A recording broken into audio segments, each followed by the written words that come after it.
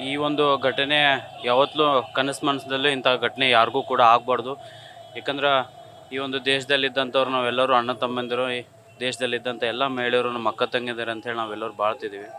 ಆದರೆ ಕಾನೂನಿಗಿಂತ ದೊಡ್ಡವರು ಯಾರೂ ಕೂಡ ಈ ಒಂದು ದೇಶದಲ್ಲಿಲ್ಲ. ಯಾಕಂದ್ರೆ ಬಾಬಾ ಸಾಹೇಬ್ ಅಂಬೇಡ್ಕರ್ ಹಾಕಿಕೊಟ್ಟಂಥ ಸಂವಿಧಾನ ಪ್ರಕಾರ ಕಾನೂನು ಎಲ್ಲರಿಗೂ ಒಂದು ಮುಖ್ಯ ಮತ್ತು ಎಲ್ಲರಿಗೂ ಅದೇ ಒಂದು ದೊಡ್ಡದ ಒಂದು ಕೀರ್ತಿ. ಈ ಯಾರು ಇದಕ್ಕೆ ಆರೋಪಿ ಇದ್ದಾರೆ ಕಠಿಣ ಗಲ್ಲು ಶಿಕ್ಷೆನೇ ಆಗಬೇಕು ಅವ್ರಿಗೆ. ಕಾನೂನು ಮತ್ತು ನಮ್ಮ ಸರ್ಕಾರ ಕಾನೂನು ಏನಿದೆಯಲ್ಲ ಭಾಳ ಟೈಮು ತೊಗೋಬಾರ್ದು. ಇಮಿಡಿಯೇಟ್ಲಿ ಅವ್ರಿಗೆ ಒಂದು ಗಲ್ಲು ಶಿಕ್ಷೆ ಕೊಟ್ರೆ ಮುಂದಿನ ನಿರ್ಮಾಣ ಇಂಥ ಘಟನೆ ಯಾವೂ ಕೂಡ ಆಗಬಾರ್ದು. ಇದೊಂದು ಎಚ್ಚರಿಕೆ ಕೊಡ್ಬೇಕಂತ ಸರ್ಕಾರಕ್ಕೆ ಹೇಳ್ತಾರೆ. ಈ ಟೈಮ್ನಾಗ ಈ ಘಟನೆ ಆಗಿದ್ದನ್ನ ಬಿಜೆಪಿ ಅವರು ಏನಾರ ಯೂಸ್ ತಗೊಳಕತ್ತಾರ, ಪೊಲಿಟಿಕಲ್ ಮಾಡ್ತಾ ಇದ್ದಾರ ಇದನ್ನ? ಅವರು ಕೆಲಸ ಅದೇ ಆಗೋದ್ರಿಂದ ಈ ಒಂದು ನಾವು ಆ ಒಂದು ಕುಟುಂಬಕ್ಕೆ ಸಾಂತ್ವನ ಹೇಳಬೇಕು. ಆ ಒಂದು ಕುಟುಂಬಕ್ಕೆ ನಾವು ಧೈರ್ಯ ತುಂಬುವಂಥ ಕೆಲಸ ನಾವು ಮಾಡಬೇಕು. ಅದೊಂದು ಬಿಟ್ಟು ದಾರಿ ತಪ್ಪಿಸುವಂಥ ಕೆಲಸ ಬಿ ಜೆ ಪಿ ಅವ್ರು ಮಾಡಬಾರ್ದು ಅಂತೇಳಿ ನಂದು ಅವ್ರಿಗೆ ಮನವಿಯನ್ನು ಮಾಡ್ಕೋತೀನಿ. ಮನೆಯಲ್ಲಿ ಮತಗಳನ್ನು ಹುಡುಕ್ತಾ ಇದ್ದಾರೆ 100%.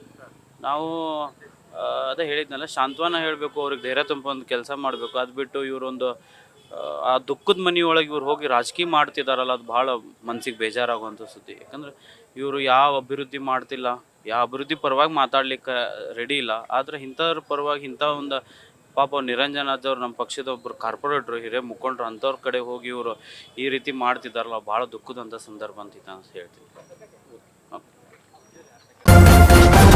ನ್ಯೂಸ್ ಫಸ್ಟ್ ನಿರ್ಭೀತಿಯಿಂದ ನಿಮ್ಮ ಪರವಾಗಿ.